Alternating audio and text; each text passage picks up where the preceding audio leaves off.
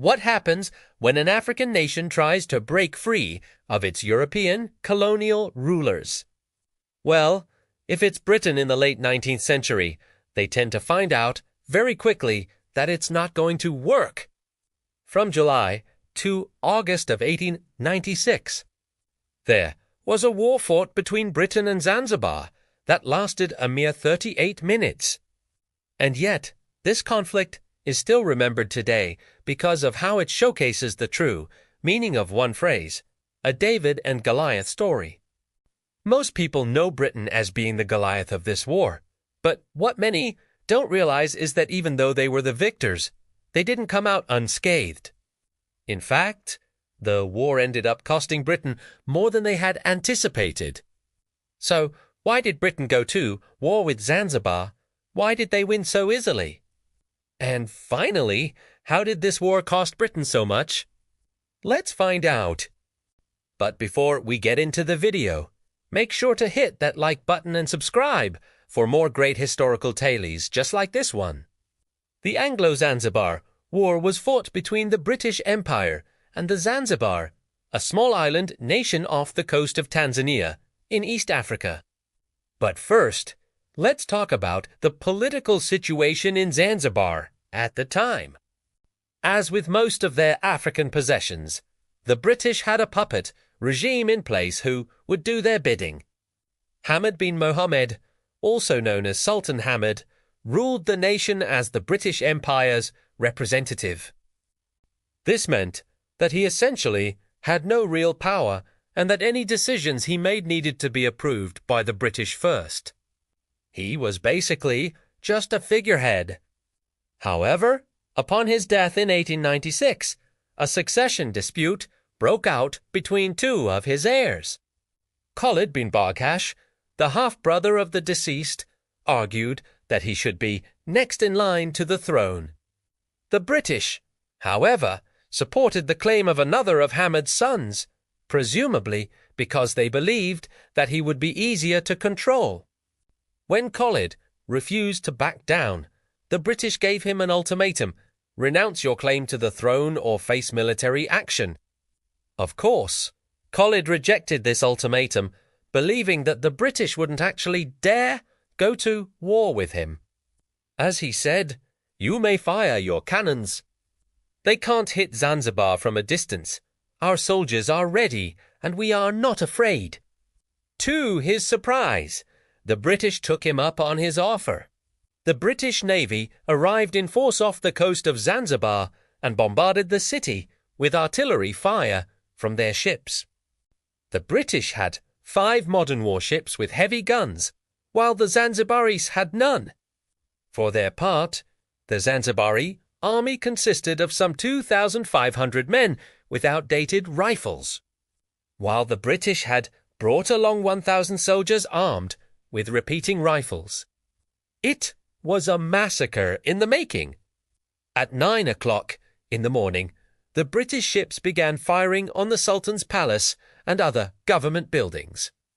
Within minutes, the outdated stone buildings of Zanzibar City were on fire. The bombardment lasted for just 45 minutes, during which time the British warships fired over 600 shells into the city. By 9:45, the British were satisfied that the Sultan's forces had either been killed or fled, and so they declared victory and sent troops ashore to occupy key positions around the city. But this wasn't the only price that they paid. After the war, Britain was forced to pay out a sum of money to cover the cost of the damage done to public property during the bombardment.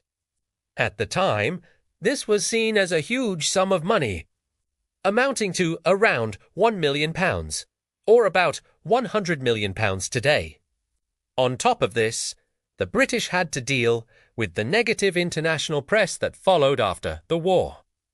Many people in Europe felt that the war was an example of British imperialism gone too far. Britain's reputation abroad suffered greatly as a result.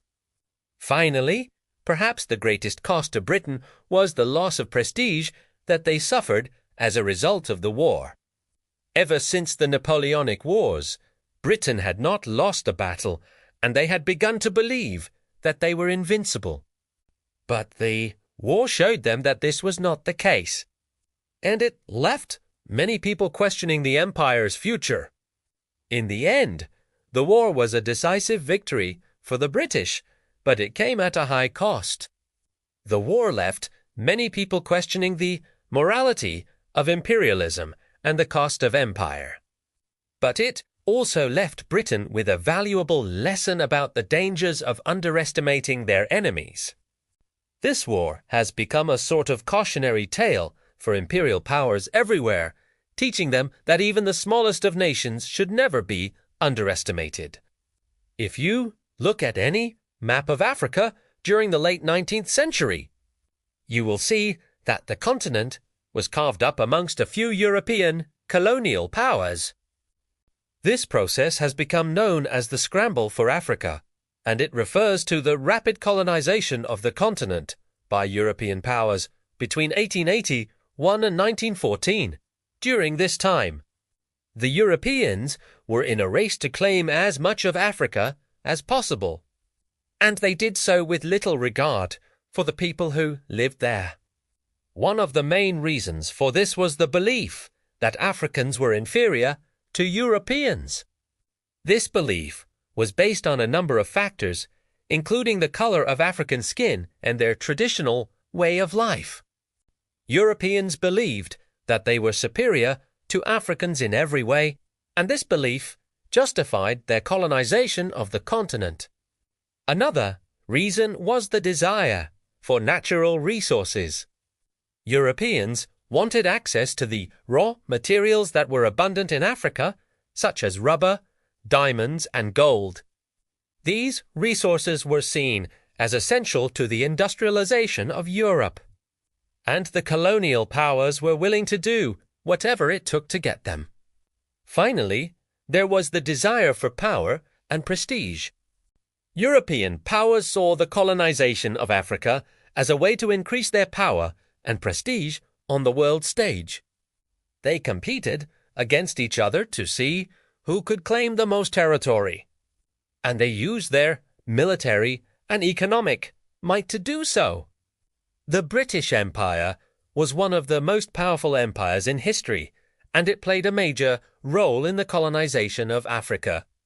The British were motivated by the same factors that drove the other European powers, but they were particularly ruthless in their pursuit of power and prestige. They used their superior military technology to conquer large areas of Africa, and they imposed their culture and way of life on the people they ruled over. One of the most egregious examples of British imperialism in Africa was their treatment of the Kikuyu people in Kenya. The Kikuyu were a proud and independent people, but the British wanted their land for their own use. The British government began a systematic campaign of violence against the Kikuyu, which resulted in the deaths of hundreds of thousands of people. This was just one example of the brutality of the British Empire. There were many other African nations that suffered under British rule, and the effects of imperialism can still be felt today. One of the lasting legacies of imperialism in Africa is the arbitrary borders that were drawn by European powers. These borders often divided ethnic groups and created new ones that had no shared history or culture. It also led to a lot of tension and conflict in the region, which continues to this day. Additionally, the emphasis on extracting natural resources led to the neglect of infrastructure and basic services for the people living in these areas. This created a cycle of poverty that is difficult to break out of. In conclusion, the Anglo-Zanzibar War is a fascinating and important event in history.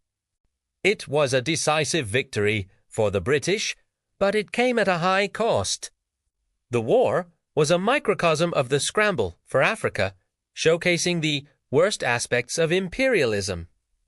But it also reminds us that even the most powerful empires are not invincible, and that even the smallest of nations should never be underestimated.